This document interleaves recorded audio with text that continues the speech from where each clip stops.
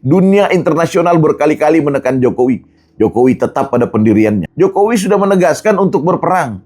Maka Joko Widodo sudah siap dengan segala macam skema yang kalian mau lakukan. Terus Anies ini, yang jalan sana-sini ngumpulin pasukan, tiba-tiba mendeklarasikan diri sebagai calon presiden. Di tengah perjalanan masih sangat jauh.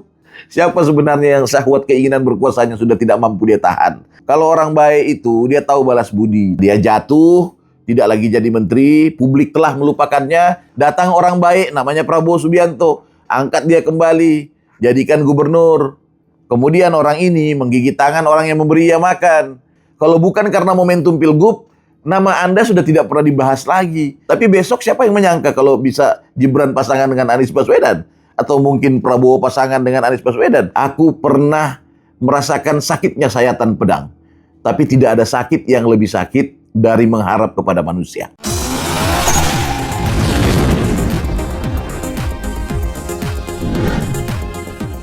Assalamualaikum warahmatullahi wabarakatuh.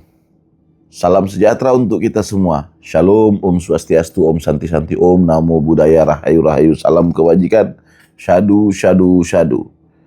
Kalian berkumpul di sini, kembali di parkiran Om Kindi. Paradigma Kiblat Kebenaran, Om Kindi Gemoy. Sebuah channel YouTube yang membicarakan tentang pikiran-pikiran yang masih waras dan membahas hal-hal yang tengah produktif dan isunya yang lagi menyeruak di ruang publik. Guys, bagi kalian yang baru menemukan channel YouTube ini, saya berharap kalian untuk subscribe, like, and share. Komen juga kalau perlu. Kritik tidak masalah. Sepanjang kritik itu membangun dan spiritnya adalah spirit pengetahuan, basisnya adalah basis data, maka tentu channel YouTube ini akan tumbuh dan berkembang karena algoritma ruang maya kita terjadi percakapan yang berwibawa dan pada gilirannya membangun pengetahuan anak bangsa untuk lebih dewasa menyikapi segala problematika, baik problematika politik, sosial, hukum, dan lain sebagainya di bangsa yang kita cintai ini. Guys, begitu banyak kemudian konten-konten berita yang semua isinya hoax, yang cilakanya dipercaya oleh para keledung. Misalnya ada berita 11.000 triliun, atau ada berita 11 triliun uang Gibran di rekening, ada 100 triliun kemudian dibongkar oleh Pak Prabowo, dan seterusnya. Ada juga katanya Pak Prabowo berhasil membongkar begitu banyak sindikat mafia pertambangan dan berhasil mengamankan uang senilai 400 triliun yang katanya milik Jokowi. Wah, ini Jokowi kaya-kaya banget ya. Sampai uang triliun, jarang sih dengar berita Jokowi punya uang 1M, nggak pernah tuh. Triliun, weh, ngeri banget ya. Sudah jadi tralala trilili banyaknya tuh, triliun. Guys, semua itu dituduhkan kepada Pak Jokowi dan Pak Jokowi ketawa-ketawa saja gitu. Ya, itu mungkin yang disebut dengan orang kaya tanpa perlu menceritakan tentang kekayaannya. Jadi Pak Jokowi itu diam, dibilang punya ribuan triliun tuh. Luar biasa Pak Jokowi ini. Menerima begitu banyak fitnah, begitu banyak tuduhan yang dilontarkan oleh orang-orang yang membencinya. Kemudian guys, yang ingin saya sampaikan di sini juga bahwa tak sekedar Pak Jokowi, kita juga tahu ya, Mas Gibran juga sedang dalam upaya pemakzulan, Mas Gibran sedang dalam upaya pengaborsian yang dilakukan oleh sekomponen orang yang mungkin tidak mampu menerima kehadiran Mas Wapres ya, karena gagal move on akibat kalah di momentum Pilpres kemarin. Sakit hatinya sampai sekarang tidak kelar-kelar. Ya, yang kemudian juga diaktualisasikan dalam bentuk satire dalam konser Mensreya milik Panji misalnya.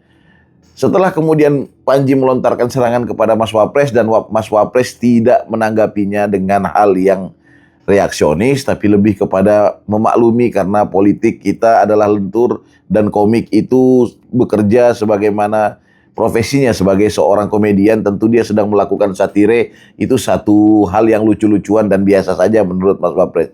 Justru Panji saat-saat ini, selain menantang-nantang Mas Wapres supaya marah, ternyata kan tidak diladeni oleh Mas Wapres. Panji justru ceriwis di ruang medsosnya, justru ceriwis di ruang podcastnya. Karena dia sakit hati kenapa Gibran tidak merespon, kenapa Gibran tidak marah.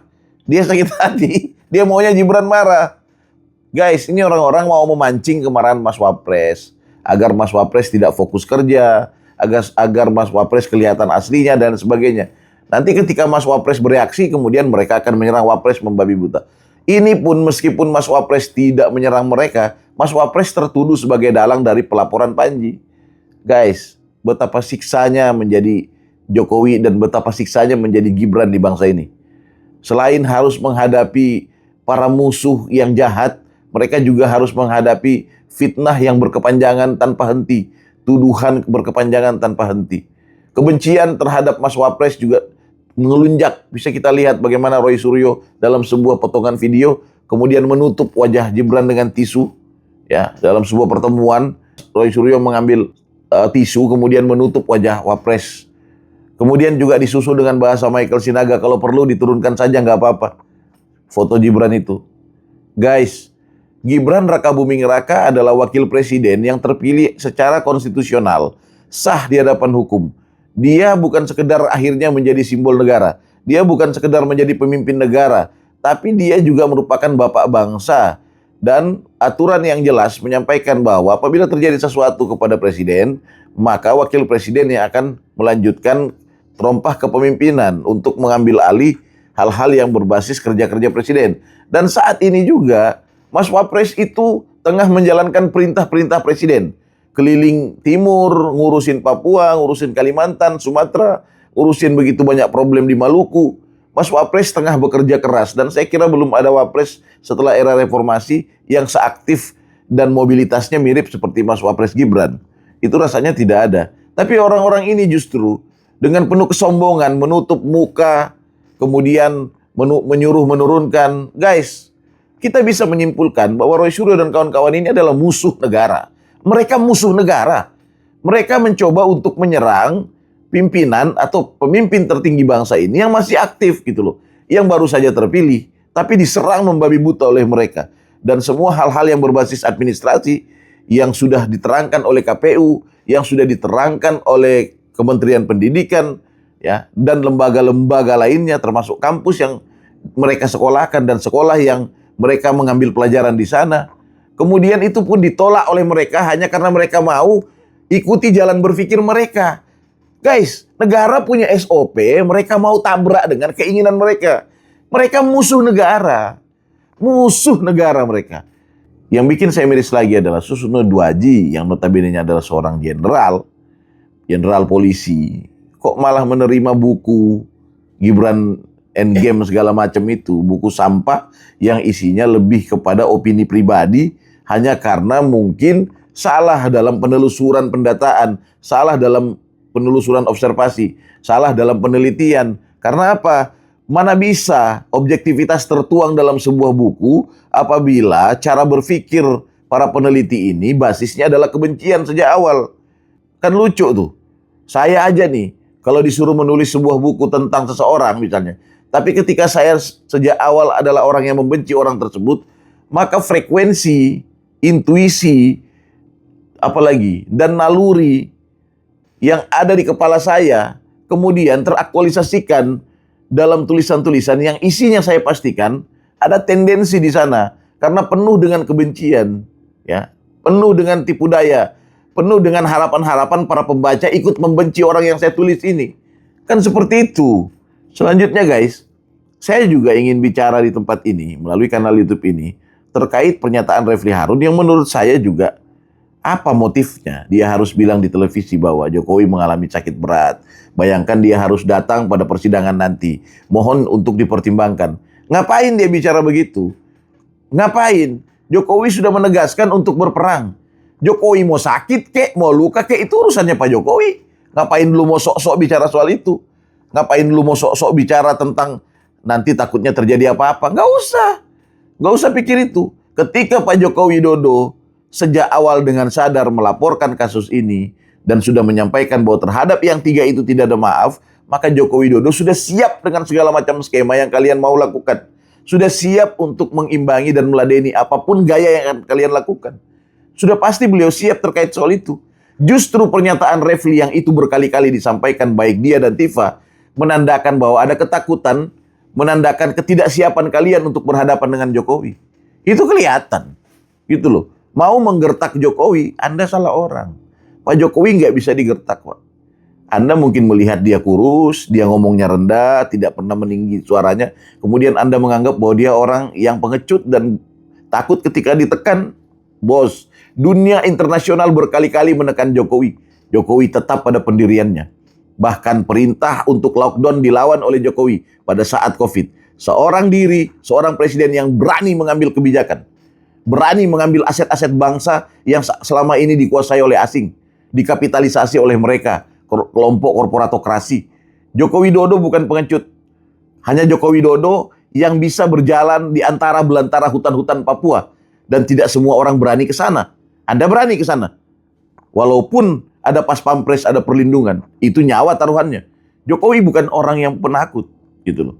Sehingga ketika bahasa yang dilemparkan Refli ini lebih kepada bahasa untuk agar supaya Jokowi berpikir 2 kali datang ke sidang karena penyakitnya, Anda sudah salah. Anda sudah salah. Dan menurut saya, Refli Harun berpikir saja terkait soal ide-ide yang akan Anda keluarkan pada saat momentum nanti di pengadilan, ketimbang berpikir terkait kesehatan Pak Jokowi. Karena dia sudah punya dokter sendiri, dan 15.000 kali lebih hebat dari dokter Tifa, dokternya Pak Jokowi. Anda harus tahu itu, Bang Refli Harun. Ya. Dan yang terakhir, sebelum saya tutup konten ini, yang lucu juga adalah setali 3 uang di saat menyeruaknya kasus ijazah. Keributan di sana-sini. Di saat Pak Jokowi sedang diupayakan untuk dijatuhkan, di saat Pak Jokowi sedang diupayakan untuk diaborsi, Mas Gibran sedang diupayakan untuk dimakzulkan, untuk dijatuhkan. Pada saat yang sama, Anies justru lagi cerewet, dikit-dikit nyindir, dikit-dikit nyindir. Nah, dan yang lucu lagi adalah Partai Gerakan Rakyat yang kemudian sebelumnya adalah semacam ormas, tiba-tiba jadi partai, ya malu-malu kucing. Masih mending tuh partai apa tuh, Gema Bangsa. Tiba-tiba muncul langsung jadi Partai Gema Bangsa kalau gitu. Ya, yang lucu lagi partai itu kemudian mendeklarasikan Anies sebagai calon presiden 2029. Coba aja bayangin ya. Bayangin sejenak kalau itu Pak Jokowi yang lakukan. Wow, gaduh banget, onta-onta itu keluar semua itu.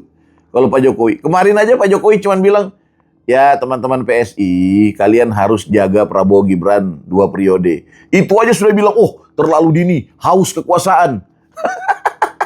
Serakah, maruk, pengen terus berkuasa. Terus Anies ini, yang jalan sana-sini ngumpulin pasukan, tiba-tiba mendeklarasikan diri sebagai calon presiden. Di tengah perjalanan masih sangat jauh. Siapa sebenarnya? Siapa sebenarnya yang syahwat keinginan berkuasanya sudah tidak mampu dia tahan? Siapa sebenarnya gitu loh. Janganlah hobi menepuk air di dulang, terpecik muka sendiri. Jangan suka seperti itu. Ya, siapapun kalian, introspeksi diri. Ya, apa yang kalian perjuangkan, apa yang selalu kalian idolakan, yang kalian agung-agungkan, itu juga bukan orang baik-baik sekali, tidak bersih-bersih amat. Jangan berani mengklaim karena dia bersih, dia soleh, dia rajin ibadah. Oi. Siapa yang tahu setiap 5 menit kehidupan manusia? Sedekat apapun manusia dengan manusia yang lainnya, dia tidak mungkin tahu 100% kedalaman hati orang. Jangan seperti itu. Kalau orang baik itu, dia tahu balas budi, itu orang baik. Ya, dia jatuh, tidak lagi jadi menteri, publik telah melupakannya, Prabowo datang mengangkatnya. Orang ini sudah jatuh ketimpa tangga. Datang orang baik, namanya Prabowo Subianto, angkat dia kembali, jadikan gubernur.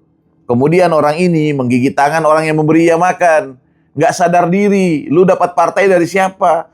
Kalau bukan karena momentum Pilgub, nama Anda sudah tidak pernah dibahas lagi. Anda paling menjadi kelompok yang gabung dengan teroris untuk nyerang-nyerang soal ijazah gitu loh. Walaupun Anda sebagai mantan ketua Kagama tentu sudah tahu bahwa Jokowi adalah alumnus UGM. Tapi sudahlah, kita tidak membahas soal itu. Akan tetapi saya ingin mengingatkan siapapun yang terlalu mengidolakan orang, hati-hati. Hati-hati. Jangan lupa kalimat Sayyidina Ali. Aku pernah merasakan kesakitan di dunia. Ya, aku pernah merasakan sakitnya sayatan pedang. Tapi tidak ada sakit yang lebih sakit dari mengharap kepada manusia. Artinya apa? Jangan terlalu berekspektasi. Ya, jangan terlalu berharap sesuatu kepada manusia. Berharaplah itu kepada Allah. Berharaplah kepada Tuhanmu. Dan Tuhanmu akan senantiasa menolongmu. Itu jauh lebih tepat. Sehingga itu saya mengajak kepada kita semua. Jadilah orang-orang yang rasional, jangan taklid buta. Urusan politik itu dinamis. Kita bertengkar hari ini, kita berseteru hari ini, itu hanya akan melahirkan luka bagi peradaban. Tapi para elit politik di atas sana, ketika mereka bertengkar, itu hanya akan menghadirkan sukacita bagi mereka di masa depan. Itu perbedaannya. Hari ini terjadi kekacauan. Tapi besok siapa yang menyangka kalau bisa Gibran pasangan dengan Anies Baswedan? atau mungkin Prabowo pasangan dengan Anies Baswedan. Kita tidak pernah tahu soal itu semua. Atau Anies pasangan dengan siapa lagi? Agus Harimurti Yudhoyono misalnya. Guys, politik kita lentur. Sehingga sebagai anak bangsa yang sudah menonton cuplikan-cuplikan episode politik kita dari masa ke masa ini, masa kita tidak mengambil pelajaran di balik itu semua? PDI Perjuangan yang dulu mengeluh-elukan Jokowi, hari ini menjadi penyerang Jokowi. Kita akan menonton itu. Kemudian Anies Baswedan yang dulu adalah fanatik Jokowi, kemudian menyerang Jokowi dan hari ini menyerang Prabowo. Padahal Prabowo yang mengangkat dia. Politik kita lentur. Artinya apa? Sepersekian detik perubahan demi perubahan itu akan terjadi. Dan Egy Sujana berhasil melakukan metodologi itu. Dia lompati semua teman-temannya, dia lompat pagar, dia tinggalkan para domba-domba ini berkumpul di tempat yang salah, kemudian dia pergi ke rumah Solo, dia berdiskusi di sana, dan keluarlah restoratif justice dalam bentuk SP3, Polda Metro Jaya yang pada gilirannya membebaskan Egy dari tuntutan dan Damai Hari Lubis.